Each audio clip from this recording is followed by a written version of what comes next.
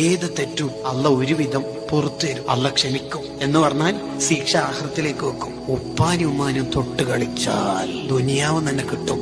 ഹാക്കിം ഇമാമിന്റെ മുസ്തദറക്കിൽ ഉദ്ധരിക്കുന്നതാണ്. ഉമ്മയില്ലാത്ത പോരങ്ങ് ആലോചിച്ച് നോക്കി. ഉമ്മയില്ലാത്ത വീട്, ഉമ്മാന്ന് വിളിക്കാൻ പറ്റിയ ഒരാൾ പോരക്കുണ്ടാവൽ എത്ര വലിയ നിയമത്താണ്. ഉമ്മയില്ലെങ്കിൽ ആ പൊരയില് AC, അടിപൊളി ബാത്റൂം, കുറെ മാർബിൾ, ഗ്രാനൈറ്റ്, ഇതിനെ കൊണ്ടെന്താ കാര്യം? ഉമ്മാന്റെ മുഖം നോക്കിയാൽ തന്നെ സ്വർഗല്ലേ? ഉമ്മാന്റെ മുഖത്ത് നോക്കി അജുമ്രം ചെയ്ത കൂലിയല്ലേ? ആ ഉമ്മയില്ലെങ്കിൽ തീർന്നില്ലേ നമ്മളെ വീടിനെന്താ പ്രകാശമുള്ളത്? അവര് കുറെ കാലം നമുക്ക് വേണം. ഉപ്പന്റെ ഉമ്മന്റെ പൊരുത്തമാണ്.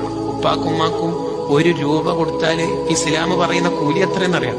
1,00,000 രൂപ കൊടുത്ത കൂലിയാ. 1,00,000 ഇരട്ടി പ്രതിഫല ഉപ്പാക്കുമ്മാക്ക് സ്വതക്ക ചെയ്താൽ. അങ്ങനെ ആരും ഉണ്ടാവുമോ ലോകത്ത്? ആ സ്വർഗവാതിലുകളെ നമ്മളെപ്പോഴും പരിരക്ഷിക്കണം. ഉമ്മാനെ കുറിച്ചിട്ടുള്ള വയല് ഉമ്മ മരിച്ചതിന് ശേഷം കേട്ടിട്ട് യൂട്യൂബ് പ്രഭാഷണം കേട്ടിട്ട് കരീനേനേക്കാൾ നല്ലത് ഉമ്മ ഉള്ള കാലത്ത് ഉമ്മാനെ ചിരിപ്പിക്കേണ്ടത്. അങ്ങനെ ഉപ്പാന്റെ ഉമ്മാന്റെ പൊരുത്തുള്ള നല്ല മക്കളാവണം.